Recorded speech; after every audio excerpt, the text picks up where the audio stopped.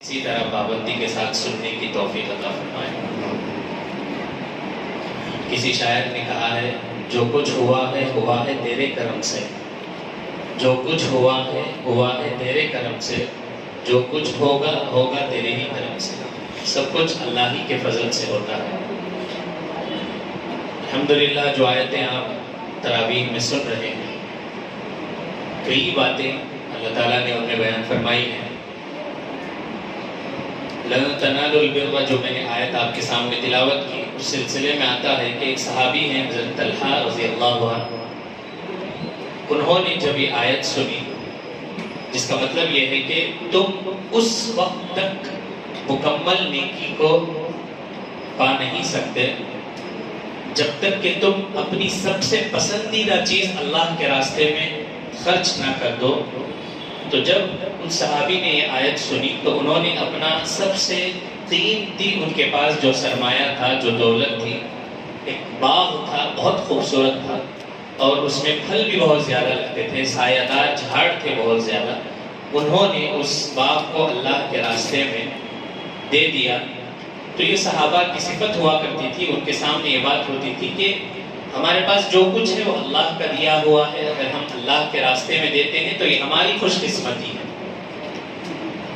لہٰذا آپ صلی اللہ علیہ وسلم نے جو خوشخبری سنائی تھی، انہوں نے اس پر عمل کیا، اور خاص کر اس مہینے میں مسلمانوں کے دل بھی نرم ہوتے ہیں، وہ اور زیادہ اس معاملے میں خرچ کرتے ہیں جتنا ہو سکے، کیونکہ اس مہینے میں زیادہ دینے کی اللہ تعالیٰ نے وعدے بھی فرمائے ہیں، ایک کے بدلے میں 70 گنا بڑھا کر، تو ہمیں اس مہینے میں خرچ بھی کثرت سے کرنا چاہیے۔ اور ایک آیت جو حضرت نے نماز میں بھی پڑھی کہ اگر کسی کے پاس اتنا مال ہو کہ وہ کعبۃ اللہ کو جا سکتا ہے، حج کر سکتا ہے، تو اس کے لیے ضروری ہے، واجب ہے، فرض ہے کہ وہ حج کو جائے۔ اس میں وہ کوئی ٹال مٹول نہیں کر سکتا۔ حدیث میں یہاں تک آتا ہے کہ اگر کوئی شخص اپنے پاس مال رکھتے ہوئے وہ ٹال مٹول کرتا ہے تو آپ صلی اللہ علیہ وسلم نے فرمایا، مجھے شک ہے اس کے یہودی ہو کر مرنے میں یا نصرانی ہو کر مرنے میں، بہرحال اسلام پر اس کی موت نہ آئے، اس کا مجھے خدشہ ہے۔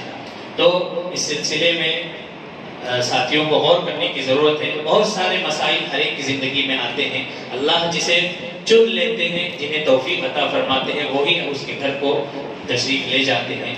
کیونکہ اس لیے بولنے کی ضرورت بھی پیش آئی، معاشرے میں یہ باتیں مشہور ہیں کہ پہلے والد صاحب کو کرانا، بعد میں ہمیں کرنا، ان کے بغیر نہیں کرنا۔ یہ سب چیزیں اسلام میں نہیں ہیں۔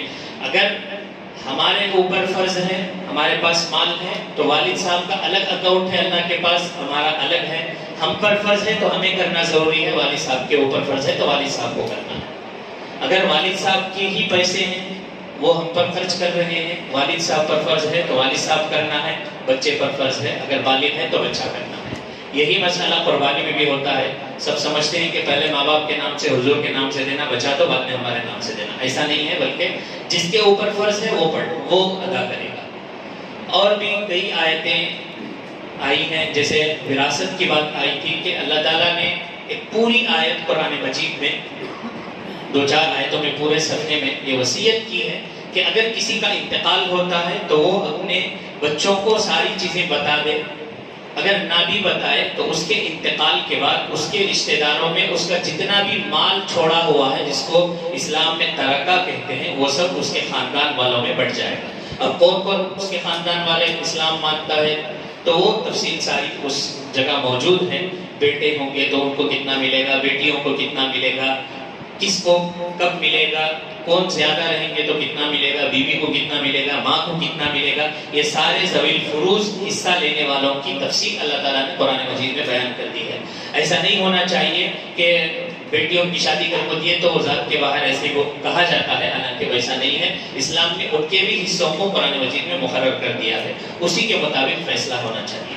اسی طرح ایک آیت آئی تھی قصر کے سلسلے میں، اگر وہاں پر جو آیت گزری اس میں تو یہ بیان کیا گیا کہ اگر جنگ بھی ہو رہی ہو تو اس وقت بھی نماز معاف نہیں ہے، اس وقت بھی ایک جماعت وہ جائے گی، اگر 4 رکعت والی نماز رہے تو 2 رکعت پڑھ کر واپس آئے گی، باقی کی ٹیم جائے گی، پھر وہ 2 رکعت پڑھ کے آئے گی۔ اس طرح نماز میں رد و بدل ہوگی، لیکن نماز کو نہیں چھوڑا جائے گا۔ اتنی زیادہ اہمیت نماز کی ہے، لہٰذا اس پر ہمیں توجہ کرنے کی اور فکر کرنے کی ضرورت ہے۔ اور قصر کی جہاں تک بات ہے، اگر انسان کسی جگہ سفر کرتا ہے اپنے علاقے سے دوسری جگہ، تو 77 کلومیٹر سے زیادہ کا سفر ہے، تو اس وقت وہ مسافر مانا جائے گا اس شریعت کی نظر میں، اور وہ 4 رکعت والی نماز کو 2 رکعت پڑھے گا، 3 رکعت والی کو 3 ہی پڑھے گا، جو 4 ہے اس کو 2 پڑھ لے گا۔ یہ اسلام کی طرف سے اس کے لیے رخصت دی گئی۔ اسی طرح اور بھی کئی آیات آج کی تلاوت میں آئی ہیں۔ کچھ فیملی سے متعلق باتیں بھی تھی، جو کچھ باتیں کل پرسوں میں آ گئی تھی، تو میں اس کو چھوڑ کر دوسری باتیں آپ کے سامنے رکھوں گا۔ جیسے بعض وقت میں یہ ہوتا ہے کہ انسان اپنے مذہب کو مانتا بھی ہے لیکن دوسرے مذہب والوں سے دوستی کر لیتا ہے، جس کو جب آپ صلی اللہ علیہ وسلم مدینہ تشریف لے گئے تو کئی لوگوں کا سامنا کرنا ہوا۔ وہ نبی کی مجلس میں آتے بھی تھے لیکن پیچھے جا کر دوسروں کی مجلسوں میں بھی وہ یہاں کے راز کو ان کے پاس دے دیا کرتے تھے۔ اس کو قرآن مجید نے سختی سے منع کیا ہے اور یہ کہا ہے کہ ان المنافقین فی الدرک الاسفل من النار، جہنم کا جو نچلا حصہ ہے جس میں سب سے زیادہ تپش ہوگی، آگ ہوگی، ویسے اس میں ان کو ڈالا جائے گا۔ جیسے آج کل بنگلور کی لینگویج میں ایس پی کاما وغیرہ وغیرہ بولتے ہیں، تو مسلمان ہیں لیکن غیروں کے انفارمرز بن جاتے ہیں، جس سے اسلام کو بہت زیادہ نقصان ہوتا ہے۔ کسی شاعر نے کہا ہے، دل کے پھپھولے جل اٹھے سینے کے داغ سے، گھر کو آگ لگ گئی گھر کے چراغ سے۔